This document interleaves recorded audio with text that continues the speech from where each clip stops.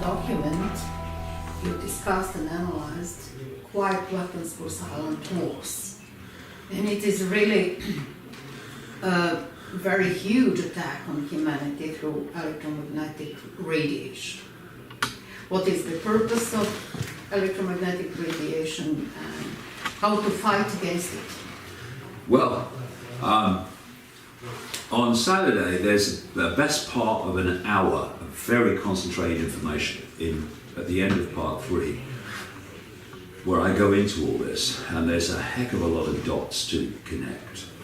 But to keep it brief, they are developing a technological sub-reality.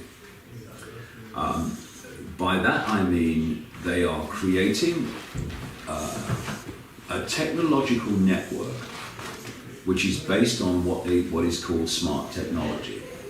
The reason so many things are called smart today is because it's all part of the same network of control of humanity by technology. We now have people like the global spokesman for Frankenstein, Ray Kurzweil, an executive at Google, who is saying that the human brain will be attached to what he calls the cloud, the technological sub-reality, by 2030. And we're now in 2017, of course. And these are his words, and that once that connection starts, over a period, humans will do less and less of the thinking, and artificial intelligence will do more and more through the cloud and the technological connection, until there is no human thinking anymore, and it's all artificial intelligence. Now, why would they tell us this? Because of the sales pitch. The sales pitch is it will make us superhuman. It will make us beyond anything we'd ever believe we can be.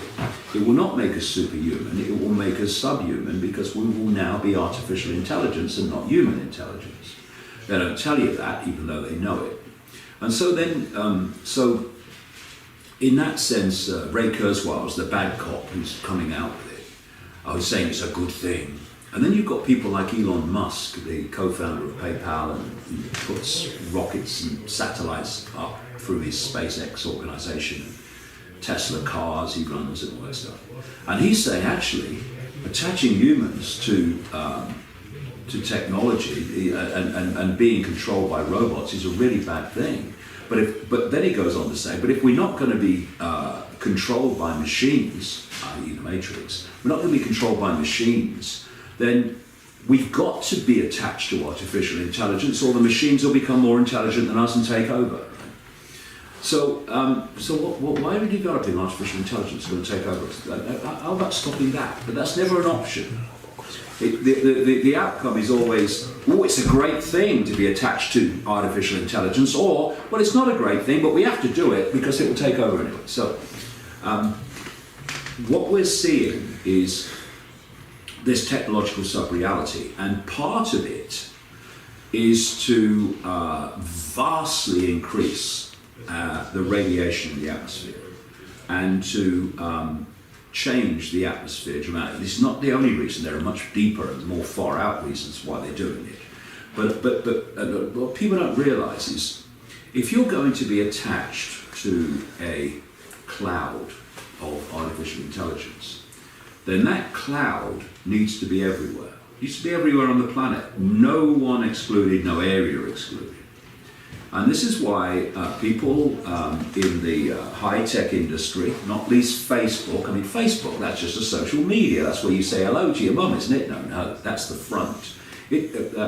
Google and Facebook are working very closely with an organization, one of the most sinister on earth, perhaps the most sinister, called DARPA, which is the technological development arm of the Pentagon, which claims that it created the internet. Also does things like death ray. It's a very nice organization.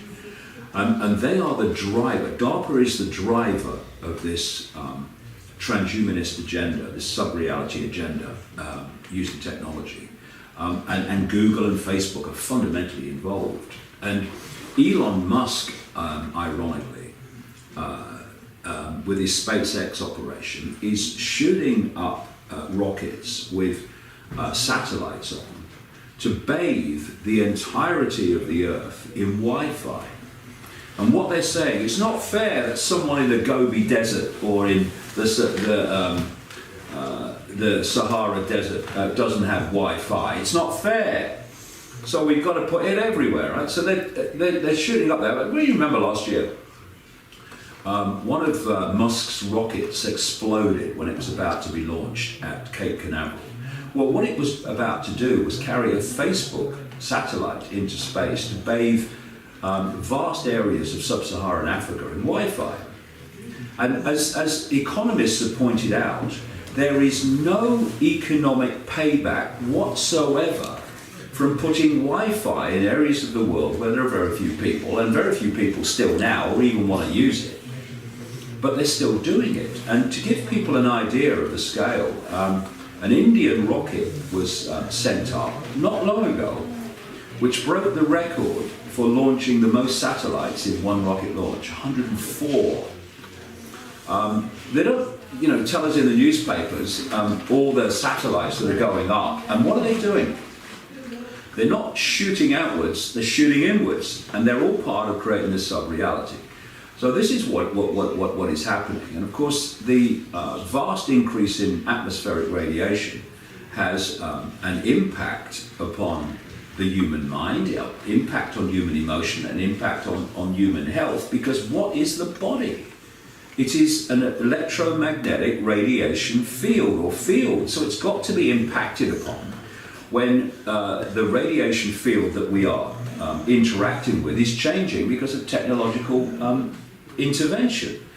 And these are the levels of what's going on that are way beyond Donald Trump and even the French election. And I'm not saying they're not important, they are relevant because of their immediate impact and what have you. But they want us to focus on who's going to be French president and who's going to be American president and all the rest of it, because then we don't widen our focus and look into these areas we're talking about now, which is how our very atmosphere is being changed in line with an agenda of human control that involves connecting humanity to technology. And it's happening. It's happening. This is what the getting people addicted to technology and smartphones is all about. We're being taken along a journey. Get them addicted to things they hold, then move to things they wear, smart watches and Google Glass and Bluetooth on your ear. Get them on the body, and the next stage then is we'll get them in the body, and that's what's happening now. Internal microchips. I've just come, like I say, just come down from Sweden, and they're being microchipped in Sweden. There was a guy came to the event that had been microchipped in his hand, so that he could work at this particular place, and he could open a door without having to push it. Oh, isn't that great? Let's get microchips. Let's get externally controlled. Why? Well, the door will open when I walk towards it. I don't have to push it anymore. Ain't life great? And it's madness. But it's happening in Sweden, and it's happening in other places. And this is the real cutting edge of the control system. Of course, it's not the political level. That's the means to an end. The end is technological control of humanity and the human mind and human thinking in the way that I'm describing. Yes, and you've described very well the background of this system that is satanic. And what is the connection between Satanism and pedophilia that are the main phenomena in the New World Order? We see it from protesting males that I think only 10% was released, and it was all about that. Well, that's something I've been researching and uncovering for a very, very long time, way back into the 1990s, when I started to see that there was a beyond the ratio of the rest of the population, there was a prevalence, a concentrated ratio of Satanists and paedophiles in the so-called upper echelons of society, i.e. positions of power. So when you realise that, then the next question is why? Because that's the reason. And this takes us into very deep areas because ultimately this reality is controlled from beyond the reality that we can see. I mean, what the frequency band that we can actually see, that we call the world, is so tiny it's laughable. What we live in is the equivalent of a television or radio station. There's a frequency band. You know, you get a radio and you tune it to a frequency, you get that radio station. But that's all you get. But in the same space as all those others, the station you're on are all the other stations that are not interfering with your station because they're on different frequencies, different wavelengths. And so we are living, if you like, in a radio television station frequency band, which is interpenetrated by all the other frequency bands of life existence, which do not interfere with us unless they're very close on the dial. And very, very close to this frequency band we call the human world of the scene, is another band of frequency which is occupied by entities that don't take a human form. They take many different forms. One of the dominant ones, if not the most dominant one in relation to Earth manipulation, takes a reptilian form. And these entities feed off human energy. You see, in the Matrix movie series, there was so much truth hidden as sci-fi. And one of them was the machines feeding off human energy. That's where they got the power from. All those babies being vampired of their energy by the machines to empower them. And this force feeds off human energy. And it feeds off human energy within a certain frequency band. A frequency band that relates to it. You can only absorb energy on the frequency band that you're on. Otherwise, they, like radio stations, they pass through each other and can't be absorbed. And the frequency band of this manipulative force is what I call low vibrational human emotion. It's all based around the base emotion of fear, anxiety, depression, violence, in its most extreme form, what we call psychopathic behavior, all of this. But the energy that this force wants more than any other is the energy of children, pre-puberty children. And so the paedophile, particularly the paedophile of these particular families that are in control, they are possessed by these entities. These entities infest their energetic field. So when they're having sex and abusing children, the entity is drawing off the child's energy, which is a kind of, if you like, nectar to this force.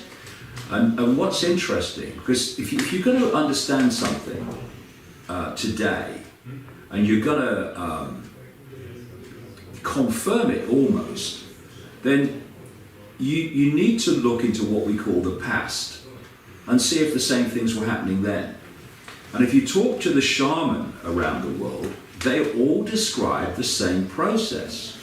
That this force manipulating human society, which they all in different cultures have different names for, like the Islamic belief system calls them the jinn, and the Gnostic belief system calls them the archons, and they describe them in the same way, just different names. They describe how they feed off human energy, and how they feed their prized energy is the energy of children.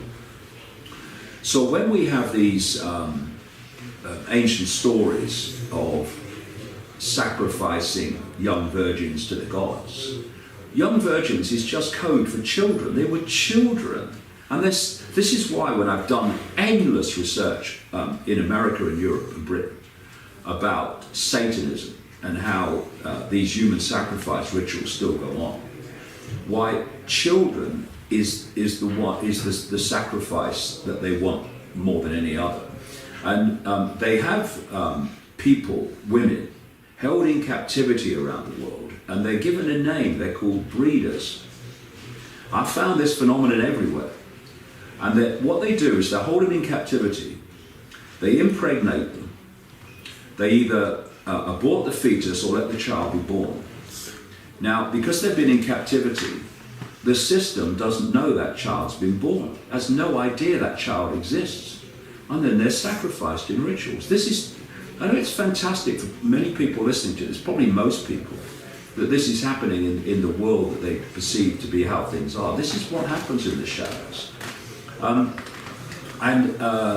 So in terms of Satanism and paedophilia, the same people tend to be both, not always, but often. And Satanism, the satanic rituals, is the interaction with this force, with these entities in the hidden, the gods as they're perceived. That's what satanic rituals are all about. And I've talked to people around the world who've taken part in these rituals. And they tell me how in the most powerful of them, an energetic gateway is created, which allows these entities to slip very briefly, often, into the ritual.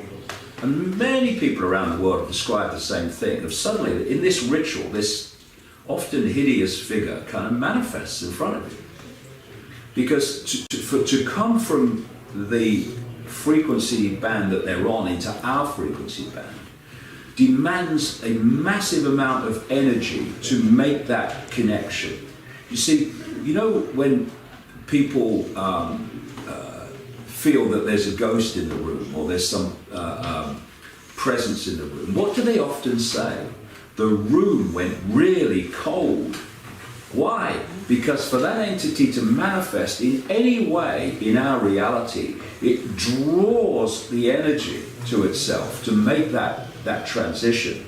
And as it draws energy to itself, it takes energy out of the place where you are in the form of heat.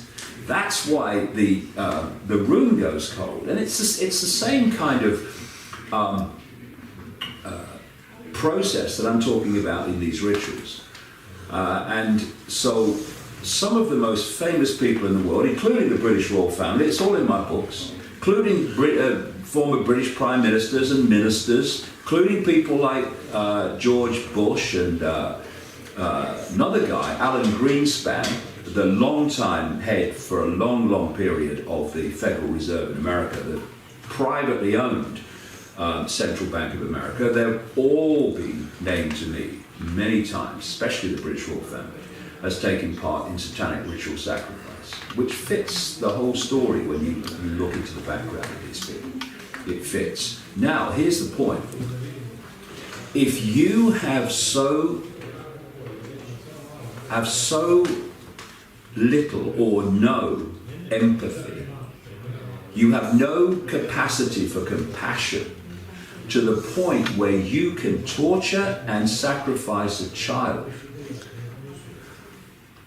what limits are there in what you will do in your behavior? Pepper bombing cities full of civilians, as in the Middle East over and over again, and they're doing it now in Mosul, they're doing it now in Raqqa, creating world wars that create mass death, destruction and suffering. That's only a problem if you have an emotional comeback, if you have an emotional consequence. If you have no emotional consequence, and these people don't, this is why they can do this to children and have no emotional comeback, then there are no limits. Compassion, empathy, is the fail-safe mechanism of human behavior. It's what stops people doing things, because they can put themselves in the place of the people who are the victims of what they would potentially do. So they won't do it, because the empathy stops them. You imagine no empathy. You can do anything to anyone and you have no empathy whatsoever, no emotional consequence. This is the people we're dealing with. These are the people running NATO. These are the people running the European Union. These are the people running countries. These are the people running Britain. They're certainly the people running the United States. They are machine-like. They are software-like, rather than human-like, in the sense that we perceive human. And once that penny drops, people stop judging what these people will do by what they would do. The great dismissal that I've heard over the years is when you're explaining the scale and the depth and the depravity of what goes on, they say, they would never do that. No, you would never do that. Not only will they do it, they get a rush from it. It's very hard, I know, for people to appreciate this, the depth and the scale of what we call evil that's behind world events. And what is evil? In English, if you spell evil backwards, it's the word live. Evil is an inversion of life. And this is why, because it's an inversion of life, this is why they're obsessed with death. This is why Satanists do their rituals in churchyards and what have you. This is why they do sacrifices, or one reason. They're obsessed with death.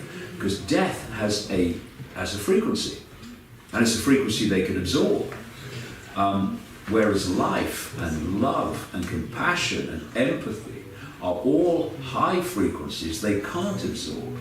That's why they don't want a world of love and empathy and compassion, because it's denying their energetic sustenance. And here's a point. I've noticed very clearly, as the years have gone on, that there is a clear global campaign to delete empathy. To delete empathy. And one of the main ways they're doing it is violent computer games. Kids play violent computer games, and it's about killing and all the rest of it. You are deleting empathy. And that's what they want. So if we want to stop it happening, let's be empathetic.